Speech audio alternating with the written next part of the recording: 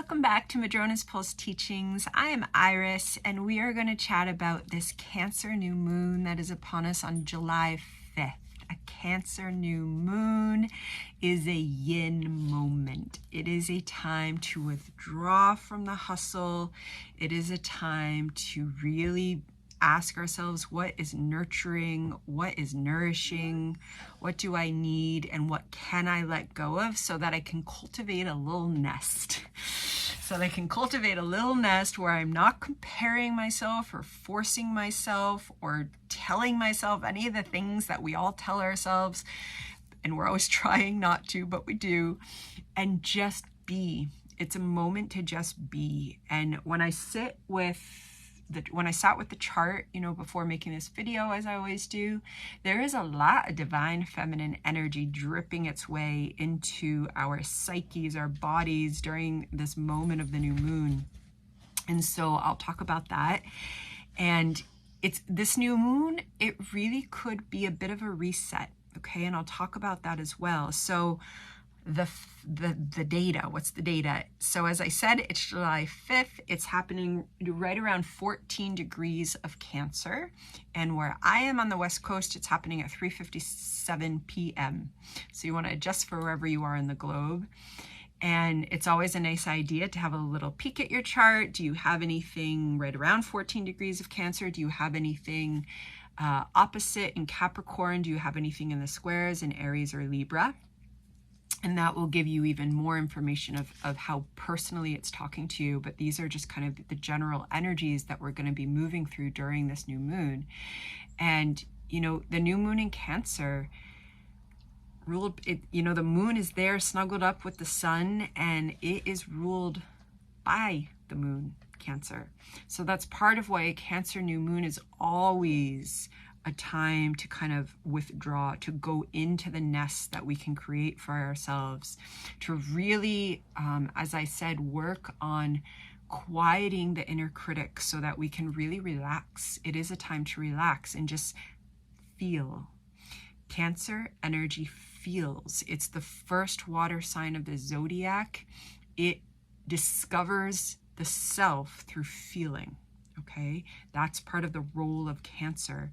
It's aligned with the fourth house. It's part of the sense of home. It's related to ancestry. It's both soul ancestry and bloodline ancestry. It is about our lineages. It is about childhood, and it is the ebbing and flowing of the inner world. And so we can really go pretty deep into that inner world during a Cancer new moon, even more so because this new moon is squaring the nodes. It's squaring the nodes of the moon. Okay, so that just ups a Cancer new moon squaring the nodes of the moon. And again, those nodes of the moon, they're in Aries and Libra. And so they're right around 10 and 11 degrees. So it's not an exact square, but it's pretty close. And they have been journeying through Aries and Libra, helping us to work on our boundaries and relationships, our sense of self. How do I show up in relationship? How do I want to show up in relationship? How do I really just want some time alone to discover myself, who I am now versus who I used to be?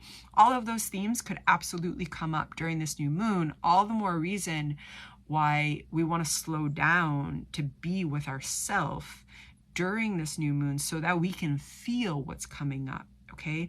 And when Cancer doesn't get to feel what's coming up, when Cancer gets forced to just kind of perform or put itself in a box and contort itself to how society says I'm supposed to show up, it's kind of harmful for Cancer.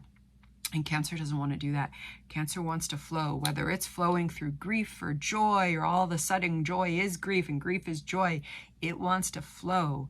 And when we have strong Cancer signatures in our chart, it can be a journey because we do not traditionally have societies that really value the Cancer wisdom. Cancer's so wise. Cancer has so much wisdom in it. Yet we have societies that are structured after very different ideas of meaning and purpose And that then Cancer, who's already feeling and intuitive and sensitive, when it gets kind of marginalized from different ways of being, Cancer can then kind of go into itself and shame itself. And that creates some trouble for Cancer sometimes. And so when we're working with this energy of a Cancer new moon square the nodes, oh my gosh, what a time to unlearn everything I just said about not being able to be our emotional selves, and about not being able to show up, you know. And of course, gender plays into this in all different ways, female, male, non-binary, however we identify, the ways that we were taught we're supposed to show up. And then especially if we have strong Cancer and we're not allowed to show our vulnerability in the ways that we want to, or we've been taught to only show that type of vulnerability, it's messy. Water signs are messy. And Cancer new moon, invite the mess. Invite the mess, knowing that there's some karmic support. That's the nodes of the moon that I'm still talking about, squaring this new moon, saying that we can let go whatever we've been taught about how we're supposed to show up in relationship, how we're supposed to show up in ourselves in ways that don't allow us to really be with ourselves. And most of us are taught that. If we work in any professional arena, we're mostly taught, oh, don't bring that to work, right? And this is a time, maybe we carve out that nest so that we can be with ourselves, okay? And knowing that there is some karma present, that there's, you know, there's even like little echoes and resonances of eclipse energy present, because those nodes are squaring the moon and it's a Cancer new moon. So there could be really deep insights. There could be really deep insights because Venus, who is also in Cancer, she is down the way, she's at around 22 degrees of Cancer. Venus is squaring Chiron, who's in Aries, okay? So note that that's also pulling up this similar Cancer square Aries, so that energy is coming up again, but from Venus talking to Chiron. And here, this is also just reiterating there's a healing moment.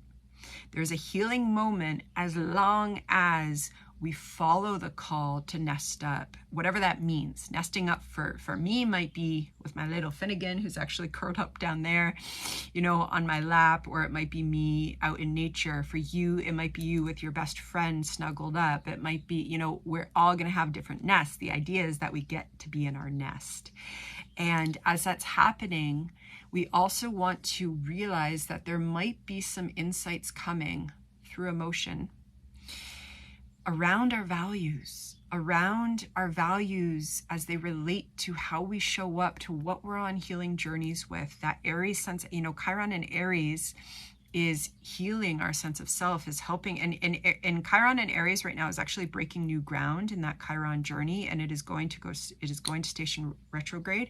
So this is happening before it stations retrograde, and it's going to go all the way back to that solar eclipse point that we had in April at 19 degrees. And whatever insights we get might be really important right now around what is of value to me, especially around nurturing yourself, especially around softening, especially around, you know, how have I been taught I'm not allowed to soften, and how has that maybe made me miss some things that are really important to me in my life and moments. You know, that just made me think of, I'm an educator, and a lot of times, you know, when I stop with folks and they're mostly in their 20s, and we stop about the moments that we're most happy, you know, and it's like, especially with folks in their 20s who are taught, you know, hard things in this current day about what success is and where is success going to come in a changing world and a crumbling societies. And almost always those happy moments have nothing to do with the success. They have nothing to do with the praise. They have to do with the quiet moments, the moments of love, the moments, whether they're with another person or they're with ourselves, or we're in nature, you know, or we're in community, but it's about that sharing. And those moments, sometimes we get taught such kind of harsh things about how we're supposed to be and how we're supposed to perform, that we don't even get to spend time cultivating our love and care of those softer moments. And this Venus talking to Chiron during this new moon could be bringing some of that awareness in of what you might need to nurture yourself on your journey right now, because our journey right now is different than it was 5 years ago. It's different than it was 10 years ago. It's different than it was 5 weeks ago. And also directly talking to the new moon, Ceres, the Earth Mother. Okay, so not only do we have Cancer energy, not only do we have Cancer energy squaring the nodes, but we also have Ceres, who's opposite there in Capricorn. Okay, so we've got a whole conversation going on. And Ceres is the Earth Mother. Ceres is the ultimate mothering principle in astrology. She is the whole spectrum of, you know, mothering energy, from rage and protection to unconditional love. And she has been steadfast in her support with us throughout April. She was there, she was talking to Chiron, she was talking to everything going on over the months, and she's kind of been playing this kind of that silent, steady, she's kind of the bassist, she's just keeping the beat. She never gets as much attention as the guitarist or the singer, but oh, where would they be without that bassist? And Ceres has been here just playing that Capricorn sacred earth medicine beat for us. And she is retrograde right now. And so that she's just bringing in questions, not only from our flowing and emotions about what nurtures us, but deep in our bones there in Capricorn in retrograde. So this is also really opening awareness of potentially also how we have been taught that we're supposed to perform in certain ways, and how that may actually be harmful. That may not be what we need. And so even if you're thinking about new ways of work, or you're thinking about ways to show up and work differently, or relationships or family or whatever is kind of in your field right now, Ceres is part of this conversation saying, make sure that you nourish yourself. Make sure that you get into this nest and you listen to what your body is telling you, because what your body is telling you is playing an ancient rhythm of healing that Capricorn wisdom knows. And remember, we're going to have another full moon in Capricorn. Okay. And just some other, there's quite a bit of divine feminine energy. Juno, who really helps us understand our integrity. She is in Virgo, and she is opposite a Saturn who just stationed retrograde. And she has been this really wonderful, I was really talking about this in the Patreon world with folks there. She's been this wonderful way of setting commitments for ourselves during this Saturn retrograde, because she is wonderful in Virgo. She's wonderful for setting commitments to how we want to show up for ourselves in ways that are going to support our spiritual path. Okay. And she is there. And we also have Pallas Athena talking. She is opposite Mars, and she is trine Saturn. Okay. And she's in Mercury. Sorry. She's in Scorpio. So Pallas is in Scorpio, and she is lovely when she's talking to Mars, because there are two gods of war. Okay. And I always talk about Pallas Athena, Mars puts on the armor and he is like running out into battle. And Athena, she don't even have to touch battle, because she's just so brilliant. She's the chess master who's just moving pieces, and she sits with her owl, and she doesn't have to go to battle.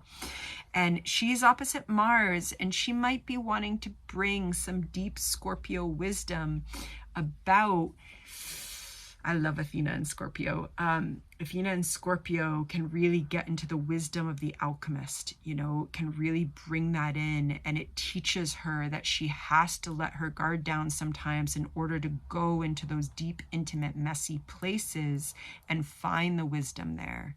And so that energy is wanting to come up in a way that is part of knowing the path forward, in a way that is part of understanding this moment that we're in right now.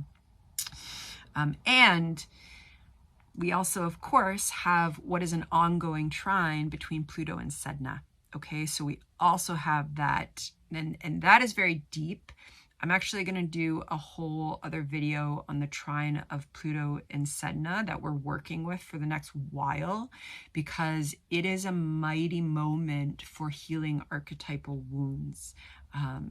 And as long as I can get it, I'm hoping to have a digital download on a workbook just on working and really co-creating with that energy, because it's just this gift of the next, we have it for a little while, but it's really something. And the fact that we have all of this divine feminine energy here right now, you know, it's a yin moment.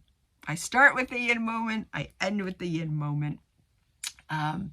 It really is this time to just receive the insights, receive the feelings, even if they are a little crunchy. The other piece that I haven't mentioned is that true Black Moon Lilith. So there's mean Black Moon Lilith, and there's true, and it's because she's a mathematical point that's determined in terms of the moon's furthest point from us. I work with the true Lilith. Otherwise, we're working with like an average, but in reality, she's always moving. And for me, that speaks much more strongly to the Lilith archetype. She's conjunct the South Node, okay, in Libra. And that right there, she's also talking to the new moon, okay? And Lilith, well, she's always got something to say. And so there again, how can we let go? You know, Lilith is a beautiful archetype for the way that we haven't been allowed to claim who we know ourselves to be, our power, our sense of self. Here, she wants to really do that through a lens that's about creating justice when she's in Libra. And she's also talking to all the energies that I've just kind of gone through, and that she's conjunct the South Node is letting us let go of the conditionings that were kind of usually are put on us, and then we embody them and we live with them until we realize we can peel them off and let them dissolve. Pallas in Scorpio, she can help us with that dissolving. She can alchemize some little things for that. And all of this coming together as we're nesting, you know, and so also being a bit of a reset. So a reset in terms of coming to terms with some healing insights around how we might need to nurture ourselves, how we need to choose projects and friends and relationships and outings that are nurturing ourselves, rather than kind of the programming to just choose what's going to get us wherever we've been programmed to think we're going to go. What really is authentic nurturing, right? And then we're going to shift into a Capricorn full moon, our second Capricorn full moon. And that full moon, that Capricorn moon is going to be conjunct Pluto. And that is just going to be something. So I'll have another video on that, but then that's taking us into a new phase, okay? And we know that the 29th degree of Capricorn, where that full moon is going to be, is a pretty significant degree, because that is where Pluto is moving back towards. So Pluto is still in Aquarius right now. It's in Aquarius conjunct that moon. But come September, that is where Pluto will be doing its last work in Capricorn. And we will see how that unfolds. So I am sending out those new moon blessings to you, and I look forward to seeing you soon. Take care.